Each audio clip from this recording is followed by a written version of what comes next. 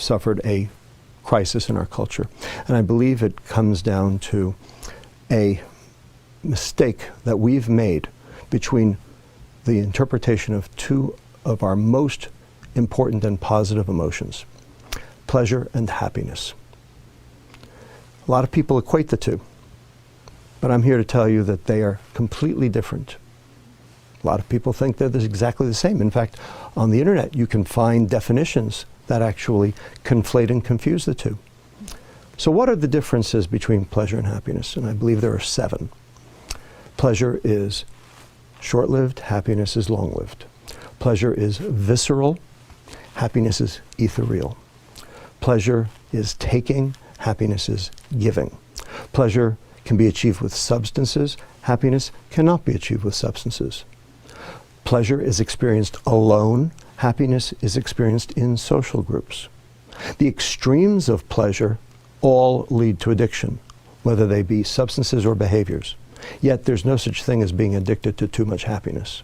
And finally, number 7, most important, pleasure is dopamine and happiness is serotonin. Now, these are 2 biochemicals, these are 2 neurotransmitters, these are 2 chemicals that the brain makes and uses to communicate between one neuron brain cell and another. Now, why do we care? So what?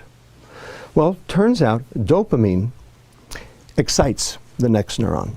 And neurons, when they're excited too much, too frequently, tend to die. So the neuron has a defense mechanism against that. What it does is it reduces the number of receptors that are available to be stimulated in an attempt to try to mitigate the damage. When you say to be stimulated, you mean to be excited? To be excited, that's right. And so we have a name for that process. It's called downregulation, and a lot of different chemicals in the body do that. Now, you get a hit, you get a rush, the receptors go down. Next time, you need a bigger hit to get the same rush because there are fewer receptors to occupy. And you need a bigger hit, and a bigger hit, and a bigger hit, until finally taking a huge hit to get nothing. That's called tolerance. And then when the neurons start to die, that's called addiction.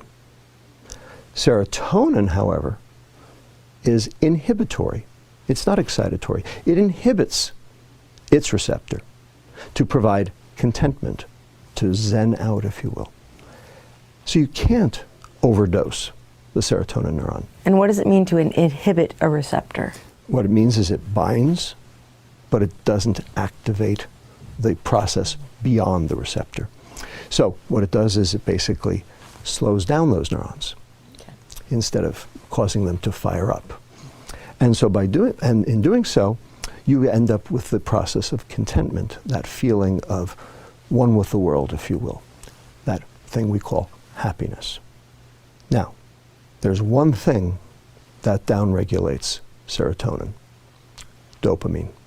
So the more pleasure you seek, the more unhappy you get. And Las Vegas, Madison Avenue, Wall Street, Silicon Valley, and Washington, D.C. have very specifically and in a coordinated fashion confused and conflated the term happiness with the term pleasure, so that you can buy happiness, so that they can sell you their junk. It's called the American economy, and it's based on hedonic substances that drive pleasure rather than happiness. And in the process, we have become most decidedly unhappy. And the problem is, you can't fix a problem unless you identify what the problem is.